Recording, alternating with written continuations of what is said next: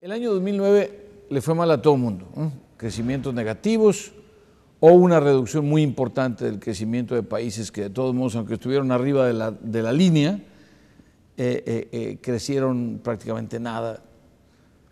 O países como México, que crecieron a casi menos 7%, ¿no? Menos 6,5%, en fin, una contracción importante de la economía. De manera que habría que decir, a todos nos afectó la crisis, pero a unos les afectó más que a otros, y a América Latina le afectó menos por varias razones. En primer lugar, ya América Latina ya había tenido sus crisis en los 80s, y en los 90s tuvo sus crisis, la crisis la famosa del tequila, la del tango, la de la samba, la de todos los países de nuestra crisis de la deuda, por supuesto. Ya habíamos tenido una crisis de la deuda a principios de los 80s que tardamos casi 10 años en ir resolviendo, pero en este caso de la crisis del 2007 al 2010, el sistema financiero de América Latina estaba ya mejor capitalizado, en general se podría decir que estaba mejor regulado, había mejor supervisión y menos inventos, menos modalidades, menos innovaciones, que al final acabaron siendo un desastre, ¿no? Porque eran demasiado innovadoras y se les fueron a los reguladores y los bancos abusaron y se dieron un tiro en el pie. La cultura de los déficits fiscales bajos o en equilibrio, eso ya lo tiene América Latina también por la experiencia. Ya tuvo hiperinflaciones en países como Brasil, Argentina, Bolivia, etcétera. Y ya tuvo crisis de deuda muy severas prácticamente en todos los países de América Latina, México, Brasil, Argentina, casi sin excepción, de manera que ya hay una prudencia interconstruida, pero además hay una cultura.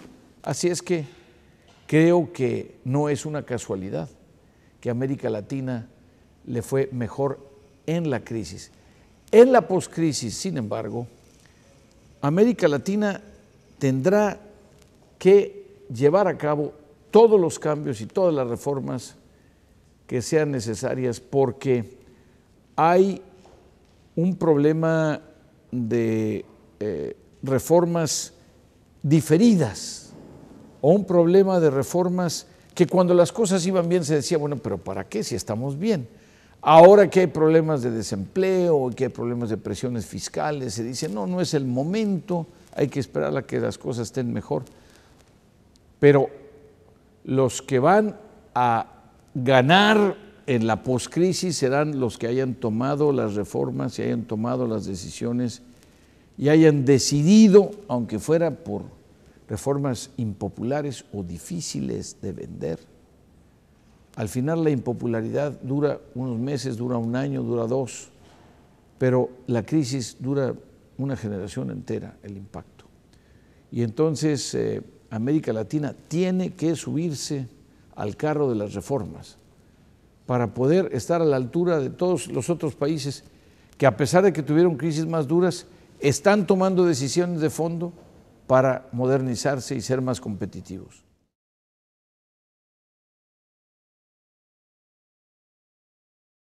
Hay en el mundo una realidad económica de varias velocidades, en el mundo entero. China e India están creciendo al 10, 9%. Países como México, que está creciendo al 5,5% el año pasado. Y países también como Turquía en la OCDE, que están creciendo también 5, 6, 7%. Y luego países como Estados Unidos, que andan por ahí del 3%, y Europa, que no alcanza ni el 2%. De manera que ya tenemos en la realidad una economía mundial de varias velocidades. Ahora traslademos eso a América Latina. Efectivamente, en América Latina tenemos a los países que se benefician del aumento de las materias primas, los que son importadores de materias primas, los exportadores de petróleo, los importadores de petróleo, y lo que a uno los beneficia le va a afectar al otro. Estamos todavía con una situación generalizada de gran cautela de los bancos que no han vuelto a prestar lo suficiente, sobre todo para las pequeñas y las medianas empresas. Estamos todavía con una cierta aversión al riesgo, inclusive por el financiamiento de las empresas más grandes. Estamos todavía con situaciones de relativamente alto desempleo que eran tradicionales, que no es que sean nuevas, pero que si acaso se han vuelto más severas o cuando menos dejaron de avanzar en virtud de la crisis. Y ahora apenas se está retomando la posibilidad, aunque en México, Brasil, otros países se han podido crear empleos, en general han sido y serán años poco positivos, poco favorables para la creación de nuevos empleos. Y hay además un problema muy delicado, que es que al perseguir un aumento de la productividad, la productividad quiere hacer lo mismo con menos gente o más con el mismo número de gente. Esto quiere decir que el aumento de la productividad, que es bueno, conspira en contra de la creación de nuevos empleos. Y para poder tener un aumento de empleos con un aumento de la productividad, se tiene que tener un nivel de crecimiento muy alto que no se está logrando todavía. Y lo más importante de todo, crecimiento sostenido.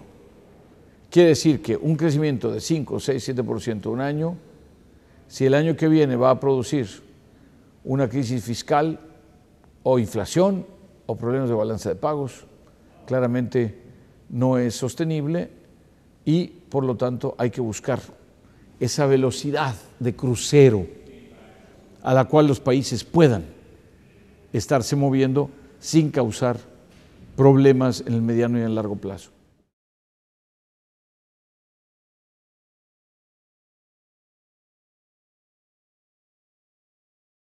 Los riesgos actuales para la América Latina tienen que ver con, primero, a qué velocidad y qué tan profundamente se va a resolver el problema de la crisis mundial. Todavía estamos con los coletazos de la crisis mundial. ¿Cómo se va a resolver el problema de los precios de la vivienda, de que los bancos vuelvan a prestar, la capitalización de los bancos? ¿Cómo se va a resolver el problema o cómo va a afectar a la América Latina el problema del aumento de los precios del petróleo, del aumento de los precios de los alimentos?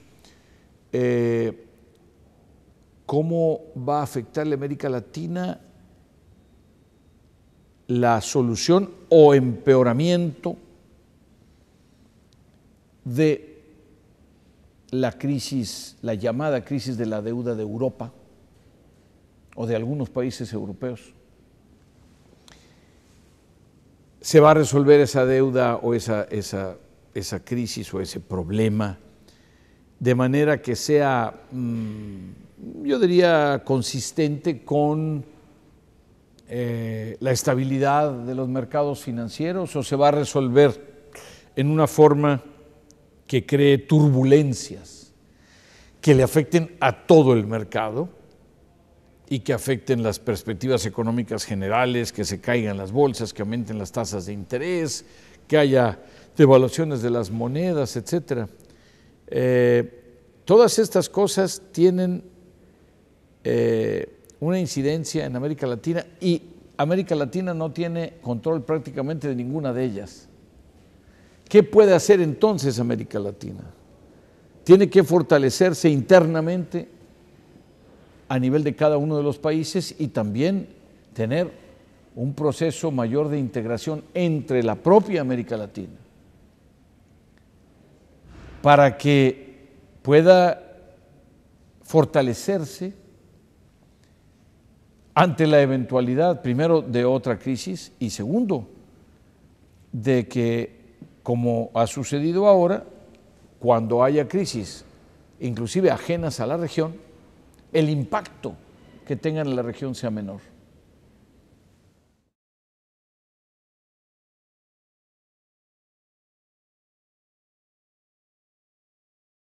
América Latina tiene que trabajar en las áreas estructurales sobre todo, porque ya tiene mucho avance en la parte macroeconómica. En general se tienen buenas finanzas públicas, aunque en muchos países todavía falta fortalecer los ingresos públicos.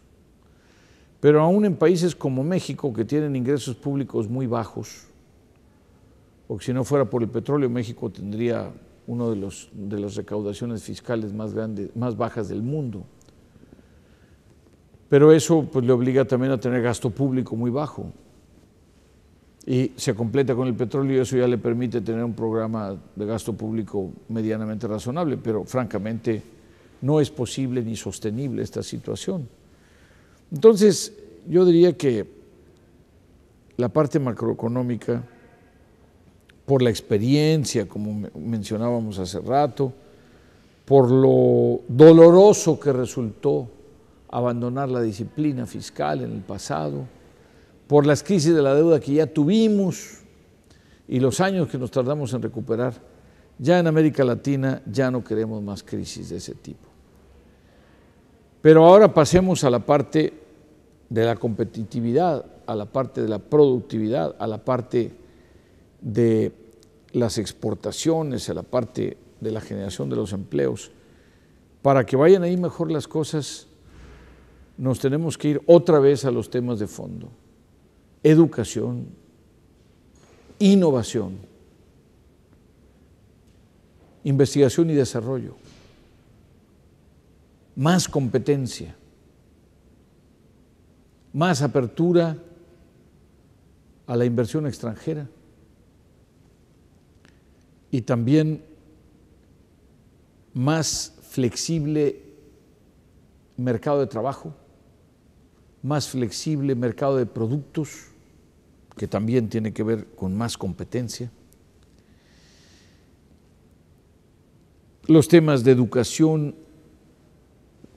y trabajo, como lo que es la educación vocacional y la educación continua para los adultos, no solo para los estudiantes,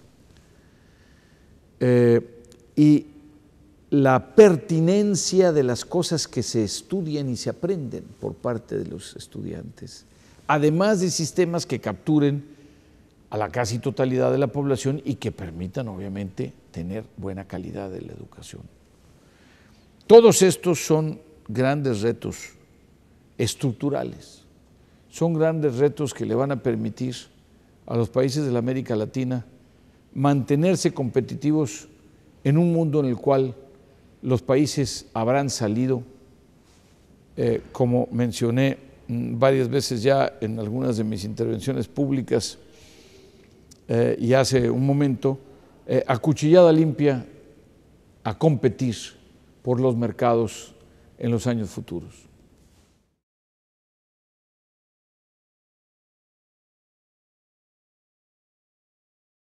El crecimiento y lo verde van bien juntos.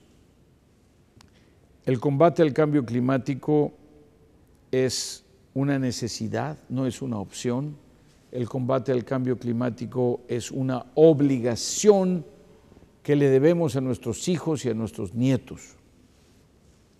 Y al mismo tiempo, un futuro de crecimiento y de desarrollo bajo en carbono va a permitir la generación de más empleos verdes, de más tecnología, de más inversiones, de más negocios. Lo que hay que hacer es que el crecimiento verde